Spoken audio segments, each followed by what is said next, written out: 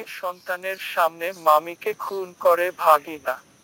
Saudi প্রবাসী মামার স্ত্রী রোজিনা আক্তার মৃত দুই শিশু সন্তান সহ রাজধানীর কাফরুলের ভাড়া বাসায় থাকতেন। মামির বাসায় প্রায় যাতায়াত ছিল ভাগিনা আহমেদ শরীফ শালিকের। বিদেশ থেকে মামা রফিকুল আলম চৌধুরী মাঝে মধ্যে টাকা পাঠাতেন ভাগিনার অ্যাকাউন্টে। সেই পাঠানো টাকার দ্বন্দ্বে দুই শিশু সন্তানের সামনেই মামিকে গলা কেটে হত্যা করেন ভাগিনা শাকিল। মঙ্গলবার 18 এপ্রিল কাফরুল থানার ইব্রাহিমপুর এলাকার 839 নম্বর বাড়ির নিচতলার বাসায় খুন হন রোজিনা। এ বিষয়ে রোজিনার বড় ভাই ফিরোজ আলম ভূঁইয়া বাদী হয়ে কাফরুল থানায় একটি মামলা দায়ের করেন। খুনের সময় ঘটনাস্থলে উপস্থিত রোজিনার বড় মেয়ে মিনহা আলম পোহেলার ভাষ্য অনুযায়ী শাকিল খুন করেছেন বলে প্রাথমিকভাবে নিশ্চিত হয়েছে পুলিশ। মামলার তদন্ত কর্মকর্তা কাফরুল থানার উপপরিদর্শক এসআই হাফিজ আহমেদ বলেন, ঘটনার পর থেকে শাকিল পলাতক রয়েছে। তাকে গ্রেফতারের চেষ্টা চলছে। পরিবার সূত্রে জানা যায়, রোজিনার বাবার বাড়ি নোয়াখালীর কবিরহাট থানার ইন্দ্রপুর গ্রামে। তার বাবার নাম মোরশেদ আলম। 4 বোন আর 5 ভাইয়ের মধ্যে রোজিনা অষ্টম।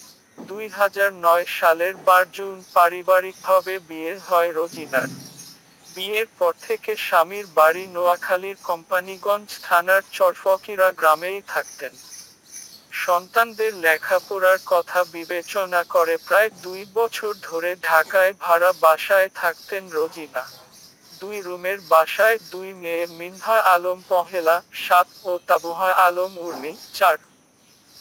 রোজিনার ভাই ফিরোজ বলেন, বোনদের মধ্যে রোজিনা সবার ছোট ছিল। সবার আদরের ছিল। যে যা চাইতো কখনো না করেনি। নিজে না খেয়ে হলেও অন্যকে খাওয়াতো। তিনি বলেন, শাকিল ভাগিনা হওয়ায় রোজিনার স্বামীর মাঝে মধ্যে তার কাছে টাকা পাঠাতো। শালিকের মাঝে মধ্যে এ বাসায় আসতো। নিয়মিত যাতায়াত ছিল কিনা জানি না। রোজিনার স্বামীর পাঠানো টাকা অনেকবারই আত্মসাৎ করেছে শাকিল। এ নিয়ে কিছুদিন ধরে রোজিনা ও শালিকের মধ্যে দ্বন্দ্ব চলছিল। সেই দ্বন্দ্বের জেরেই শাকিল রোজিনাকে হত্যা করতে পারেন বলে জানান ফিরোজ। হত্যার খবর শুনে রফিকুল আলম চৌধুরীর, রোজিনার স্বামী, বড় ভাই মফিজুল আলম চৌধুরীর স্ত্রী নাজমা প্রথম ঘটনাস্থলে যান। নাজমা বলেন, আমি গিয়ে বাসার বাথরুমে রোজিনার মরদেহ পড়ে থাকতে দেখি। মেয়ে দুইটা আমাকে মা বলেই ডাকে। ছোট মেয়েটা তো কিছু বোঝে না। কিন্তু বড় মেয়েটা বলে, মা আম্মুর কি হয়েছে? এত সুন্দর দুইটা শিশুকে আমি কি জবাব দেব?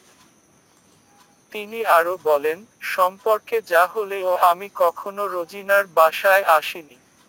শাকিল রোজিনার বাসায় যাতায়াত করত কি না জানি না। নিহতের সুরতহাল প্রতিবেদনে হাফিজ আহমেদ উল্লেখ করেন, রোজিনার গলা থেকে ঘাড় পর্যন্ত গভীর কাটা হয়েছে। থুতনি ও কানের পেছনেও কাটা দাগ রয়েছে। 2 পায়ের হাঁটুর পেছনে ও হাতের কবজির ওপরে কাটা চিহ্ন রয়েছে। এসআই হাফিজ বলেন, বড় মেয়ের বর্ণনা থেকে জানা যায়, সকালে দরজায় কেউ নক করে।